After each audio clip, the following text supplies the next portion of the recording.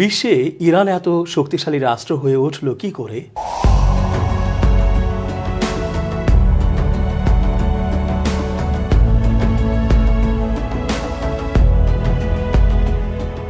আসসালামু আলাইকুম সুপ্রিয় দর্শক, আল্লাহর রহমতে নিশ্চয়ই ভালো আছেন।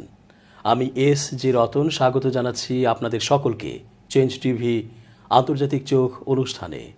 আশা করছি পুরো আলোচনায় পাশে পাবো আপনাদের। বিশ্বে ইরান নামের দেশটি এমন এক উচ্চতায় উঠে গেছে যাকে ছোঁয়ার জন্য আর কোন দেশটি আছে তা হ্যারিকেন জ্বালিয়ে খুঁজতে হবে। এই ইরানই আন্তর্জাতিক হাজারো নিষেধাজ্ঞায় থেকেও, নানা সমস্যায় জর্জরিত থেকেও একাই লড়ে যাচ্ছে আমেরিকা ও ইসরায়েল এবং এদের দোসরদের সঙ্গে। বলা যায় ঘোষণা দিয়েই নানা দেশে থাকা সশস্ত্র গোষ্ঠীগুলোতে অর্থায়ন, সমর কৌশল ও প্রশিক্ষণ প্রদান করছে। ইরানি বিজ্ঞানী মোহসেন ফাখরিজাদে হত্যায় সন্দেহাতীতভাবে ক্ষুব্ধ হয়েছিল ইরান। ইরান কর্তৃপক্ষ এই নৃশংস হত্যাকাণ্ডের জন্য ইসরায়েলকে দোষী সাব্যস্ত করেছিল এবং দ্রুত প্রতিশোধ নেয়ার অঙ্গীকার ব্যক্ত করেছিল। দেশটির অভ্যন্তরে ইসরায়েলি বন্দর হাইফায় হামলার দাবিও উঠেছিল। তবে এ দাবি পূরণ আপাতত সমীচীন মনে করেনি দেশটি।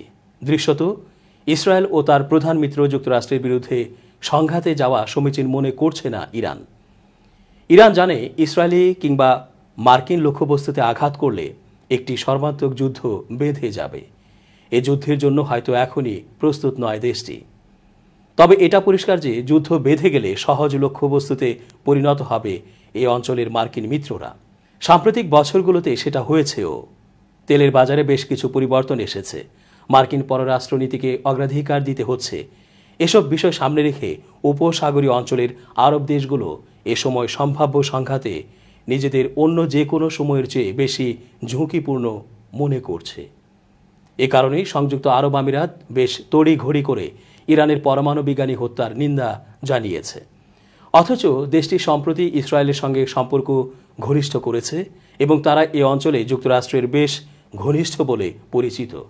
হুথিরা যেসব এলাকা নিয়ন্ত্রণ করেন তার বেশ দূরে অবস্থিত আরব সাগরের বন্দর। সেখানে হামলার মাধ্যমে তারা জানিয়ে দিয়েছেন আরব উপত্যকার যে কোনো জায়গায় হামলা করার সক্ষমতা রয়েছে তাদের। সৌদি আরবের পূর্বাঞ্চলে আপকাইক এবং খুরাইসে আরামকো তেল অবকাঠামোতে 2019 সালের সেপ্টেম্বরে বড়সড় হামলা চালিয়েছিলেন হুথিরা। সেখানে প্রতিদিন প্রায় 57 লাখ ব্যারেল তেল উৎপাদিত হয়।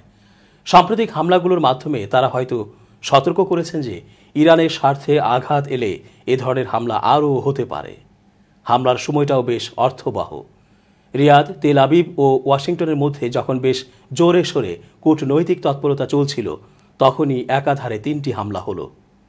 যুক্তরাষ্ট্রের বিদায়ী ট্রাম্প প্রশাসন যখন ইরানের বিরুদ্ধে যুদ্ধে যাচ্ছে বলে জল্পনা কল্পনা চলছিল তখনই মুহুর্মুহু হামলায় কেঁপে ওঠে সৌদি আরবের বিভিন্ন অঞ্চল।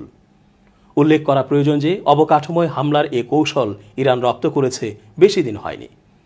কয়েক বছর আগেও তারা উপসাগর থেকে তেল রপ্তানি ব্যাহত করতে হরমুজ প্রণালী বন্ধের হুমকি দিতেন।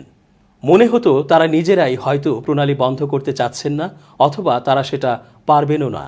ইরান সহ বিশ্বে তেল রপ্তানির 20% বেশি এ প্রণালী দিয়েই হয়। যুক্তরাষ্ট্র সহ শক্তিধর দেশগুলো এ তেল আমদানি করে। তারা উপসাগরীয় অঞ্চলকে নিরাপদ করতে এবং তেলের জাহাজ চলাচলে বড় ধরনের ব্যাঘাত প্রতিহত করতে পদক্ষেপ নেন। ইরান হরমুজ প্রণালীতে প্রতিশোধমূলক পদক্ষেপ নিলে যুদ্ধ বাঁধার ঝুঁকি ছিল। সে কারণে এ পদক্ষেপ এড়িয়ে গিয়েছিল ইরান। কিন্তু সাম্প্রতিক বছরগুলোতে পরিস্থিতি বদলেছে। প্রথমত আরব বসন্তের প্রেক্ষাপট এবং 2014 সালে হুথিরা সানায় কর্তৃত্ব গ্রহণের পর ইয়েমেনে ইরানের শক্ত অবস্থান তৈরি হয়। এতে উপসাগরীয় দেশগুলোর ওপর সার্বিকভাবে তাদের প্রভাব আরও বাড়ে। দ্বিতীয়ত এ দশকের দ্বিতীয়ার্ধে যুক্তরাষ্ট্রের তেল উৎপাদন অতিমাত্রায় বেড়ে যায়। এতে যুক্তরাষ্ট্র কেবল অন্যতম প্রধান তেল রপ্তানিকারক দেশে পরিণত হয়নি, বিশ্ববাজারে তেলের স্থিতিশীলতা সরবরাহ নিশ্চিত হয়েছে। প্রসঙ্গত তেল উৎপাদনকারী দেশগুলোর তালিকার শীর্ষে এখন যুক্তরাষ্ট্র। তাদের দৈনিক উৎপাদন 1,95,00,000 ব্যারেল। যুক্তরাষ্ট্র 6 বছর ধরে এই শীর্ষস্থান ধরে রেখেছে। বিশ্বের তেল উৎপাদনের 19% হয় যুক্তরাষ্ট্রে। অন্যদিকে সৌদি আরবের দৈনিক উৎপাদন 1,62,00,000 ব্যারেল। 2012 সালে রাশিয়াকে টপকে দ্বিতীয় স্থান অর্জন করেছিল যুক্তরাষ্ট্র। 2013 সালে সৌদি আরবকে পেছনে ফেলে শীর্ষস্থান অর্জন করে দেশটি। সর্বশেষ হিসাব অনুযায়ী শীর্ষ তেল উৎপাদনকারী দেশের তালিকায় দ্বিতীয় স্থানে রয়েছে সৌদি আরব, তৃতীয় স্থানে রাশিয়া, চতুর্থ স্থানে কানাডা ও পঞ্চম স্থানে চীন। যুক্তরাষ্ট্রে তেলের উৎপাদন বেড়ে যাওয়ার ফলে মধ্যপ্রাচ্যের রাজনৈতিক সংকটও তেলের ভোক্তাদের উদ্বেগ তেমন বাড়ায়নি। উল্লেখ করা যেতে পারে 2018 থেকে 2019 সালে লিবিয়ায় তেল উৎপাদনে অস্থিতিশীলতা তৈরি হয়নি। বাজারে ইরান ও ভেনেজুয়েলার অনুপস্থিতির কারণে তেলের দামে সৃষ্ট সংকট স্থায়ী হয়নি। এমনকি 2019-এর সেপ্টেম্বরে সৌদি তেল স্থাপনাগুলোতে হামলায় তেল উৎপাদনে ক্ষতির আকার নজিরবিহীন হলেও তাতে স্বল্পমেয়াদী প্রভাব পড়েছে। বিশ্লেষকরা বলেছেন, উপসাগরের ওপর নির্ভরতা কমে যাওয়ায় ইরানি হামলাগুলোর পর শক্ত কোনো প্রতিক্রিয়া জানানো থেকে বিরত ছিল যুক্তরাষ্ট্র। সৌদি আরব ও সংযুক্ত আরব আমিরাতের সহায়তা কামনার পরিপ্রেক্ষিতে যুক্তরাষ্ট্রের joint chief of staff general Joseph Dunford পরিষ্কার করেছিলেন যে মধ্যপ্রাচ্যে মার্কিন সেনা সংখ্যা বাড়ানো এবং সৌদি আরবের নতুন অস্ত্রের ব্যবস্থা করা হলেও দেশটির তেল অবকাঠামো নিরাপদ হবে এমন নিশ্চয়তা দেওয়া যায় না। এরপর তেল উৎপাদন এবং নিজেদের রক্ষায় প্রতিরোধমূলক ব্যবস্থা নেওয়ার ক্ষেত্রে উপসাগরীয় দেশগুলো নিজেদের একাই ভাবতে শুরু করে। একসময় তেল উৎপাদন কমানোর জন্য ডোনাল্ড ট্রাম্প সৌদি আরবকে হুমকি দেন। এই হুমকিতে তাদের মার্কিন তেল উৎপাদনকারীদের সঙ্গে সমন্বয় করে তেল উৎপাদন কমাতে হয়েছিল। এর 3 মাস পর ইরাকি ঘাঁটিতে এক হামলায় ইরান ঘনিষ্ঠদের হাতে যখন মার্কিন ঠিকাদার নিহত হন, যুক্তরাষ্ট্র বসে থাকেনি। 2020 সালের জানুয়ারির শুরুতে বাগদাদের কাছে ইরানের ইসলামিক রেভলিউশনারি গার্ডের শীর্ষ কমান্ডার কাসেম সোলাইমানি মার্কিন ড্রোন হামলায় নিহত হন। যুক্তরাষ্ট্র যেটা দেখিয়েছে সেটা হলো তারা মধ্যপ্রাচ্যে কিছু রেড লাইন দিয়ে রেখেছেন, যেটা ইরানকে অতিক্রম করতে দেওয়া হবে না। মিত্রদের তেল অবকাঠামোর কি হলো সেটা বড় কথা নয়, মার্কিন সৈন্যদের জীবন নিয়েই তারা উদ্বিগ্ন। নিজেদের স্বার্থ বিঘ্নিত হলে ইরানের বিরুদ্ধে আগ্রাসী পদক্ষেপ নেবে যুক্তরাষ্ট্র।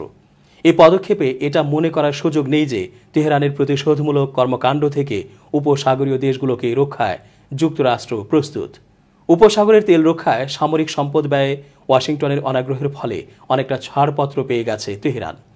তারা তেলের খনিতে হামলা করছেন, এই হামলা বাড়ছেও, কিন্তু যুক্তরাষ্ট্র কিছুই করছে না। এর ফলে আঞ্চলিক তেল উৎপাদনকারীরা সময়টাকে বেশ কঠিন মনে করছেন। নিজ দেশে তেল বিপ্লবের ফলে যুক্তরাষ্ট্রের তেলের তৃষ্ণা মিটে গেছে, সঙ্গে হানা দিয়েছে করোনা ভাইরাস মহামারী। এতে উপসাগরীয় রাজকোষের আয় উল্লেখযোগ্যভাবে কমে গেছে। মার্কেট শেয়ার নিয়ে লড়াই করতে হচ্ছে তাদের। এ প্রেক্ষাপটে তেল উৎপাদনে ব্যাঘাত এলে উপসাগরীয় দেশগুলোর জন্য বেশ দুঃখজনক হবে। অন্যদিকে তেহরান তুলনামূলকভাবে ভালো অবস্থানে রয়েছে। জুনে ইরান সরকার 1100 কিলোমিটার দীর্ঘ গৌরে জস্ক পাইপলাইনের নির্মাণ কাজ শুরু করেছে। এই পাইপলাইনের কারণে হরমুজ প্রণালী এড়াতে পারবে দেশটি। দেশটির অবস্থান এতই শক্ত যে মার্কিন অবরোধের পরও তাদেরকে তেলের বাজার থেকে বিচ্ছিন্ন করা সম্ভব হয়নি। এরই মধ্যে তেহরানের শক্তি পেয়ে হুথিরা লোহিত সাগরের ট্রানজিট রুট এবং তেল ক্ষেত্রগুলোতে হামলা করে সক্ষমতা দেখিয়েছে। তার মানে তেল অবকাঠামোগুলোর উন্নয়ন সাধন করলেও তারা হরমুজ প্রণালীর ওপর আর হয়তো নির্ভর করতে পারবেন না। এখন তাদের তেল রপ্তানি আর নিরাপদ নয়। বিশ্লেষকরা বলেছেন, মার্কিন তেল বিপ্লবী পরোক্ষভাবে উপসাগরীয় অঞ্চলে ইরানের হাতকে মজবুত করেছে। এখানকার তেলের প্রতি নির্ভরশীলতা কমায় ইরানের বিরুদ্ধে নতুন আরব চক্র গঠন করেও তেমন ফল আসবে না। এখন আরব রাজতন্ত্রের ওপর ছড়ি ঘোরাতে তেহরান শতভাগ সক্ষম। যুক্তরাষ্ট্রের সমর্থন যখন মিলবে না, তখন মধ্যপ্রাচ্যে ইরানের সামর্থ্যকে চ্যালেঞ্জ করবে কে? এই আধিপত্য ছাড়াও পশ্চিমাদের আরেক ভয় ইরানের পরমাণু কর্মসূচি। বিগত শতাব্দীর শেষ দিকে ইরান তার পরমাণু কর্মসূচি হাতে নেয়ার পর থেকেই মার্কিন জোট এই নিয়ে উদ্বেগ জানিয়ে আসছে।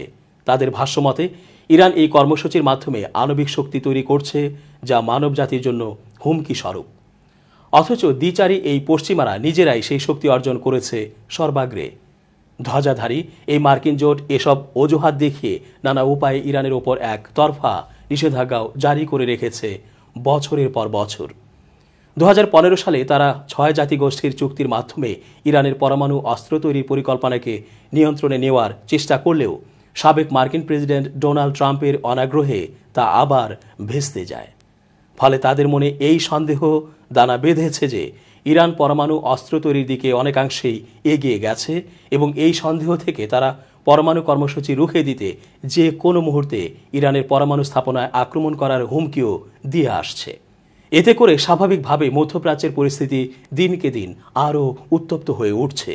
গত 19 মে ইরানের চলমান প্রেসিডেন্ট ইব্রাহিম রাইসি দেশটির পূর্বাঞ্চলীয় শহর তাবরিজের কাছে এক আকস্মিক হেলিকপ্টার দুর্ঘটনায় মৃত্যুবরণ করায় এই উত্তেজনায় আগুনে ঘি ঢালার মতো পরিস্থিতি তো তৈরি হয়েছে, সঙ্গে দেশটিতে আরও কয়েক ধরনের রাজনৈতিক সংকট দেখা দিয়েছে। এর মধ্যে পরবর্তী প্রেসিডেন্ট কে হবেন তা নির্ধারণ করাই এই মুহূর্তে তাদের জন্য সবচেয়ে বড় চ্যালেঞ্জ।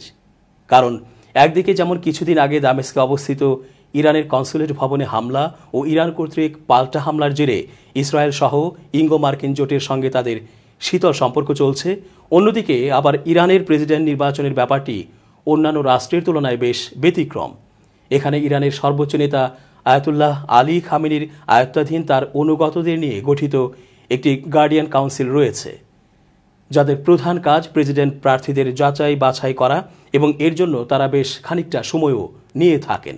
আবার এই গার্ডিয়ান কাউন্সিলের সদস্যরা নির্বাচনের মাধ্যমে নির্বাচিতও নন, ফলে তারা একচ্ছত্রভাবে আয়াতুল্লাহ খামেনি ও শরিয়া কাউন্সিল কর্তৃক পূর্ব নির্ধারিতই বলা চলে।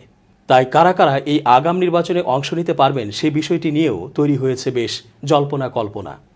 এখানে প্রতি নির্বাচনের আগেই কিছু সম্ভাব্য প্রার্থীদের নিয়ে গুঞ্জন শুরু হয়, কিন্তু শেষ তক গার্ডিয়ান কাউন্সিলের সিদ্ধান্তই চূড়ান্ত হয় এবং সম্ভাব্য বেশিরভাগ প্রার্থীকেই বাদ দেওয়া হয়। স্বাভাবিকভাবেই এখানে কেউ ইমাম খামেনির বিরাগ ভাজন হলে তার প্রার্থিতা বাতিল হয়ে যায়। শোনা যাচ্ছে বিগত দুটি নির্বাচনেই সাবেক প্রেসিডেন্ট ডক্টর মাহমুদ আহমদিনেজাদ প্রার্থিতা ঘোষণা করেও প্রার্থী হতে পারছেন না কাউন্সিলের কারণে। ইরান জুড়ে তার সর্বোচ্চ জনপ্রিয়তা থাকার পরও বারবার তার প্রার্থিতা বাতিল করা হচ্ছে। কারণ হিসেবে তার সমর্থকরা ইমাম খামেনির বিরাগ ভাজন আচরণকেই দায়ী করছেন। এবারও সাবেক এই প্রেসিডেন্টের সম্ভাবনা নিয়ে জোর গুঞ্জন শোনা যাচ্ছে, কিন্তু শেষ পর্যন্ত কাউন্সিল তাকে কতটুকু মূল্যায়ন করবে তাই এখন দেখার বিষয়।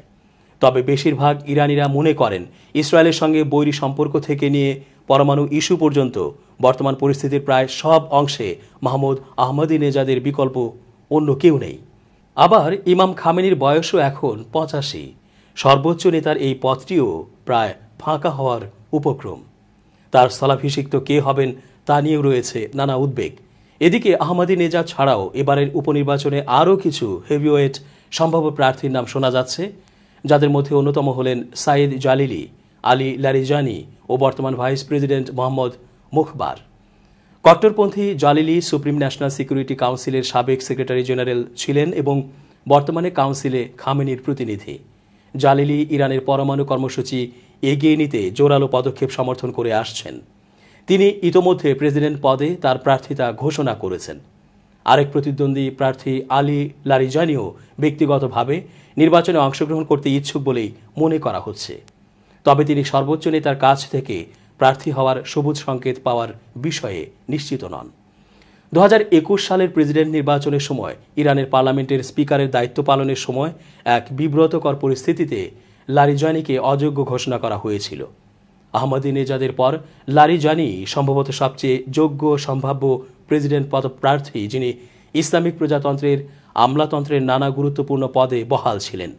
আগামী নির্বাচনের আরেকজন সম্ভাব্য প্রার্থী হিসেবে বর্তমান ভাইস প্রেসিডেন্ট ও ভারপ্রাপ্ত প্রেসিডেন্টের দায়িত্বে থাকা মোহাম্মদ মুখবারের নামও শোনা যাচ্ছে। তিনি প্রয়াত প্রেসিডেন্ট রাইসির ভাইস প্রেসিডেন্ট ছাড়াও ইরানের সর্বোচ্চ নেতা আয়াতুল্লাহ খামেনির দাতব্য প্রতিষ্ঠানের প্রধান ছিলেন।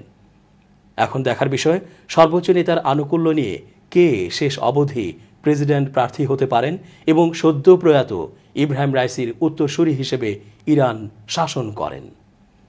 দর্শক, আজ এই পর্যন্তই। ভালো থাকুন।